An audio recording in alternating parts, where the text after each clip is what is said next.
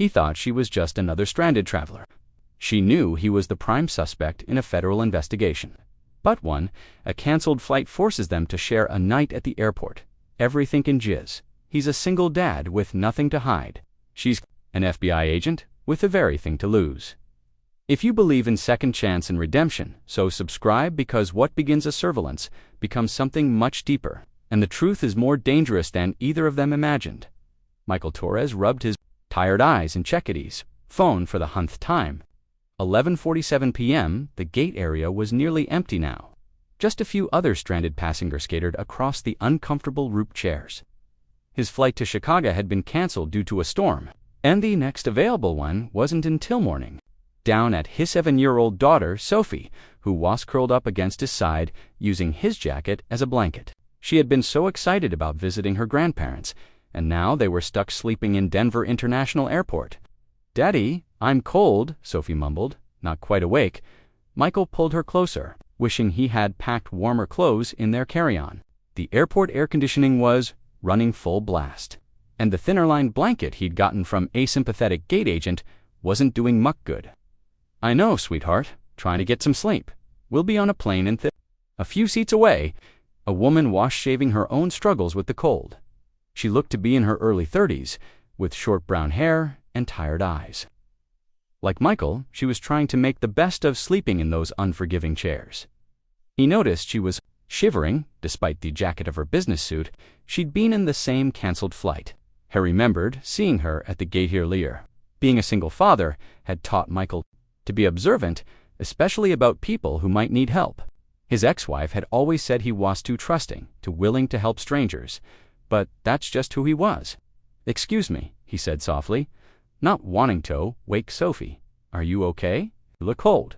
The woman looked up, surprised. Up close, Michael could see she had striking green eyes and a small scar above her left eyebrow. There was a mething alert in her expression, like she was always ready for something to happen. "I'm fine, thank you," she said politely, but Michael could hear her teeth chattering. Slightly. "Look, I know this might sound weird, but it's going to be a long night, and it's freezing in here. If you want to move closer, I have a daughter, I'm just trying to help." The woman studied his face for a long moment, as if weighing some Finally, she nodded. "That's very kind of you. I'm Agent Sarah Chin. Agent," Michael asked as she gathered her things and moved to the seat next to him. "Insurance agent," Sarah smiled smoothly. "Yes, I'm Michael Torres, and this little Onez, Sophie." Sarah settled in next to them, and Michael immediately felt the benefit of shared warmth. Sophie, still mostly asleep, instinctively curled toward the additional heat source. "She's beautiful," Sarah said, looking down at Sophie with what seemed like a genuine warmth. "How old?" 7. "Were we going to visit her grandparents in Chicago?" "Well, we were supposed to," Michaela did, adjusting his position so Sophie was comfortable between them. "What about to? Business or pleasure?" "Business," Sarah replied. "Always business." There was something in her tone that made Michael think she didn't have much pleasure in her life. As a single dad, he understood what it was like when work consumed everything. "What kind of insurance do you sell?" he asked, trying to make conversation and stay awake. Sarah hesitated for just a moment. "Life insurance, I investigate claims, McCasier. Everything is legitimate." "That sounds interesting. Must see a lot of human nature in that job." "You have no idea," Sarah said, and there was a wet o' her words that suggested she'd seen more than her share of human. Darkness. They talked quietly through the night, careful not to wake Sophie. Michaela Ned, that Sarah traveled constantly for work, had no family to speak of and seemed to know an unusual amount of Budapest security procedures. Sarah learned that Michael was a high school teacher, that he'd been raising Sophie alone for 3 years since his divorce, and that he was the kind of person who would offer help to a stranger without thinking twice. What Michael didn't know was that Sarah Chin wasn't an She was FBI Special Agent Sarah Chin, and she had been watching him for the past 6 months. The Bureau had received a tip that Michael Torres was involved in a money laundering operation.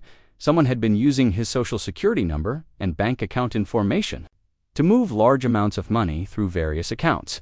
They transactions were sophisticated, carefully hidden, and pointed to someone with insider knowledge of the banking system. Sarah had been assigned to investigate. She had followed Michael Stroughton's, watched his interactions, and monitored his finances. She had expected to find a criminal, someone living beyond their means, someone with connections to organized crime. Instead, she found a dedicated teacher who struggled to pay his bills, drove a 10-year-old Honda Civic, and spent his free time coaching Little League and helping Sophie with her homework. She'd watched him donate his lunch money to students who couldn't afford to eat. She'd seen him stay late after school to coach their kids for free. None of it matched the profile of a money launderer. But orders were orders, and the evidence was there. Someone was using Michael's identity, and Sarah's job was to figure if he was complicit or a victim. Shay had arranged to be on his flight to Chicago, planning to use the trip to get closer to him and find out what he was shitting. The canceled flight had been an unexpected opportunity. Now sitting next to him in the airport, feeling the warmth of his presence and watching him gentle with his sleeping daughter, Sarah was more convinced than ever that Michael Torres was innocent. "Tell me about your ex-wife," Sarah said quietly. It was a fishing expedition, but she needed to understand his life better. Michelle's face tightened slightly. "Amanda, we got married young. Divorced when Sophie was 4. She said I wasn't ambitious enough, that I'd never make no money to give them the life they'd deserved. That must have been hard. The hardest part was Sophie." Michael looked down at his daughter. "Amanda moved to California with her new husband. Sophie visits her during summers," but he trailed off. Isometums wonder if Amanda was right. Maybe Sophie would be better off with more money. Better opportunities. Sarah felt a stab of something unixed protectiveness. Maybe of an anger. Sophie is lucky to have a father who puts her first. McCall asked with a tired smile. "You just met us, I can tell," Sarah said. And Shakud, 6 months of surveillance, had shown her exactly what kind of father Michael was. Around 3 a.m., Sophia woke up crying from a bad dream. McCall immediately gathered her in his arms, whispering soft reassurances. Sarah watched the gentle way he calmed his daughter and felt her heart do something she wasn't prepared for. "It's okay, baby girl. Daddy's here. You're safe." "I dreamed the plane crashed," Sophie whispered. "That's not going to happen. Planes are very safe. Safer than cars. Remember, we talked about this." Sophie nodded, but stayed pressed against her father's chest. After a few minutes, she looked over at Sarah with curious eyes. "Are you flying alone?" Sophie asked, with directness of a child. "I am," Sarah said. "That must be lonely." Daddy said, "It's more fun when you have some Unetto share it with." Sarah felt an unexpected tightness in her throat.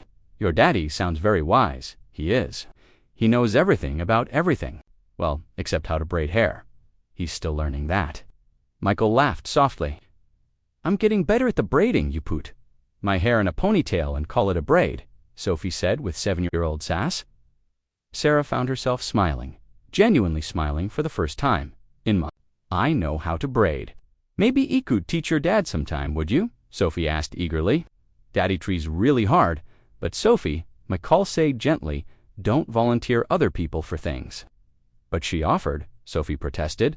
Sarah looked at and something passed between them. "I did offer, maybe when we get to Chicago, if you have time."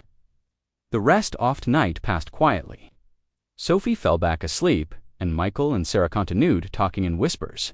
Sarah found herself sharing more than she'd have about her lonely childhood, about choosing a career over relationships, about wondering so met a mess off she'd made the right choices. Michael talked about the challenges of single parenthood, his fears that he weren't enough for Sophie, about how he'd learned to braid hair from YouTube videos, and still got it wrong half that time. As the sun started to rise through the airport windows, Sarah made a decision that went against every protocol she'd ever been taught. She was going to recommend that the investigation into Michael Torres be closed. More than that, she was going to find out who was really using his identity and make sure they paid for it. When their morning flight was finalicaled, Sarah felt something she hadn't experienced in years. Reluctance to say goodbye to someone. "This was nice," Michael said as they gathered. "There are things, I mean, not the cancel flight part, but meeting you talking with someone who listens." "I had a nice time too," Sarah said, and meant it. "Sarah," Sophie called out as they walked toward the gate, "don't forget about the braiding lesson." Sarah looked back. Atham Michael, with his rumpled shirt and teared eyes. Sophie, with her tangled bright smile, and felt her carefully construct walls crack a little. "I won't forget," she promised. On Theplane, Sarah sat 3 rows behind Michael and Sophie. Officially, she was still conducting surveillance, but in truth, she was just watching them interact. She saw Michael help Sophie with a coloring book, share his pretzels with her, and point out landmark Shroud.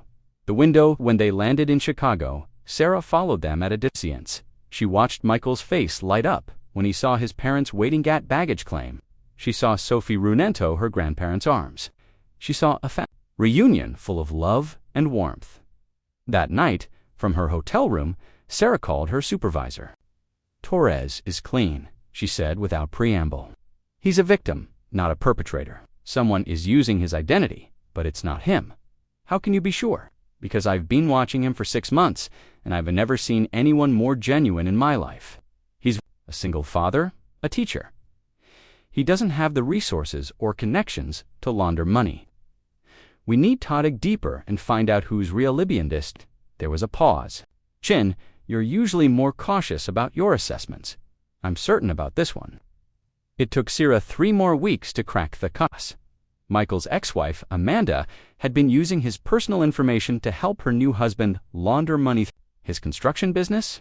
She had access to Michael's social security number from their marriage, his bank account information from their divorce proceedings, and his trust, especially when it came to anything involving Sophie. Amanda had been intercepting mail sent to Michael's address, using his credit to open accounts he didn't know about, and counting on his trusting nature and busy life as a single parento keep him from noticing the discrepancies. When the FBI arrested Mon and her husband, Sarah insisted on being the one to tell Michael. She found him at elementary school, where he taught Elonin. His classroom after hours, grading papers. He looked up when she knocked on the doorframe, and his face broke into a surprised smile. "Sarah, what are you doing here? I thought you were an insurance agent from Denver." Sarah stepped into the classroom and closed at the door behind her. "Michael, we need to talk, and I need to be honest with you about something." The confusion on Michael's face slowly turned to concern as Sarah explained who she really was and why she had been watching him. She told him about the investigation, about Tamanda's crimes, about how his identity had been stolen and used. "You're FBI," Michael said, sinking into his desk chair. "You've been watching me for 6 months." "Yes," she said softly. "I'm sorry, I'd lied to you. I was doing my job," she paused, struggling with the words.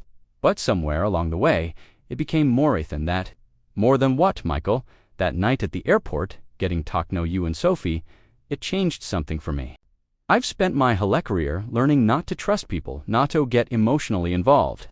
But you made me remember what it's like to bear out genuinely good people." Michael was quiet for a long time, processing everything. "So when you said you were an insurance agent," "I lied," she admitted. "When I said I investigate claims, that was partially true. I do investigate things, just not in..." Sarah sat down across from him. "But when I talked about being lonely, about not having family, about wondering if I'd made the right choices, all of that was true. And Sophie, when you were akin to her, when you offered to teach him to braid her hair, that was real, Aleph. It was real," Sarah said. Her voice was barely above a whisper. "Michael, Ichno, you have every right to be angry with me. I know this is complicated and confusing, but I need you to know that me feelings weren't part of the investigation. They just happened." Michael stood and walked to the window, looking out at the playground where children were playing in after-school programs. "My ex-wife stole my identity. An FBI agent has been watching me for months. And my daughter asked yesterday when we were going to see the niece lady from the airport again." He turned back to Sarah. "My life has gotten very complicated very quickly." "I'm sorry," Sarah said quietly. "I never wanted to hurt you or Sophie." "Are you?" Michael asked, his expression unreal. "Sorry, I mean." "Because part of me wonders if this is still part of some investigation." Sarah reached into her purse and pulled it out, her badge and ID. She placed them gently on his desk. "I'm taking a leave of absence. I need to figure out what I want for my life, and I can't do that while I'm working a case that involves you." Michael picked up her badge, reading it carefully. "Special Agent Sarah Chin, Organized Crime Division." he asked, his voice softer now. Sarah looked directly into his eyes. Because I'm in love with you, because I've watched you be an amazing father for 6 months. Because you've seen how you put everyone else's needs before your own. Because that night, the airport was the first time in years I felt like I was exactly where I was supposed to be. Michael set the bags down carefully. Sarah, I know it's crazy. I know it's complicated. I know you probably can't trust me right now. And I understand that, but I had to tell you the truth. All of it. Sophie is going to be so happy. She's been asking Abutu every day. She wants to know when you're coming to teach me how to braid her hair properly. Really? Really? She liked you, Sarah, and Sophie is a pretty good judge of her. Sarah felt tears prick her eyes. What about you? Do you think you could ever trust me again? Mikkel stepped closer. Close enough that she could see the gold flecks in his warm brown eyes. I think trust is something you build over time. I think honesty. Isa. Good place to start. And I think he reached up and gently touched her face. I think I've been hoping you'd come back since the moment we said goodbye at that airport. Even knowing what I know now, especially knowing what I know now, you could have arrested me or kept investigating me or just disappeared for me life. Instead, you solved the case, cleared my name, and took a leave of absence to come tell me the truth. Histum brushed across her cheek. That tells me everything I need to know. Abutwa, you really are. Sarah leaned into his touch. I've never done anything like this before. I don't know how to balance a relationship with my job or how to be part of a family. Well, Michael said, smiling that warm, familiar smile that had made her feel safe in the airport. I didn't know how to date an FBI agent, so I guess we'll figure it out together. 6 months later, Sarah was officially off leave and back to work, but she had requested a transfer to the white-collar crime division. Fewer dangerous situations, more regular hours, better for her. Someone who now had a family talk inside her. She and Michael had taken things slowly, building trust and understanding piece by piece. Sarah had learned to braid Sophie's hair, had attended school plays and soccer games, had discovered the joy of being part of a real family. Michael had learned about Sarah's work, had seen her apartment with its high-security locks and lack of touches, and had helped her create a life that was about more than just the job. The night Mikkel proposed, he did it at the Denver airport, at the same gate where they had first met. Sophie was in on the plan, holding a handmade sign that read, Agent Sarah, will you be my new mom? Sarah said, yes, through happy tears. And Sophie cheered loud enough to attract the attention of half that minnow as they sat in those same uncomfortable airport chairs. Now, as a family, Sarah marveled at how much her life had changed. She had started watching Michael Torres as a suspect. She had ended up finding something she didn't even know she was looking for. A home, a family, and a love worth changing everything for. Do you ever regret it? Michael asked one afternoon, watching Sophie play with her new travel game, giving up the dangerous cases that revel the excitement. Sarah looked at her new family, her husband with his steady presence and gentle heart, her daughter with her bright smile and dunless questions, and felt the same warmth she had felt that cold night in the airport. Never, she said, and she meant it completely, this is the greatest case I ever solved. Sometimes the best things in life come from the most unexpected circumstances. Sometimes the person you're meant to love finds you when you're not even looking. And sometimes the most important in this you'll ever conduct is Theon that leads you.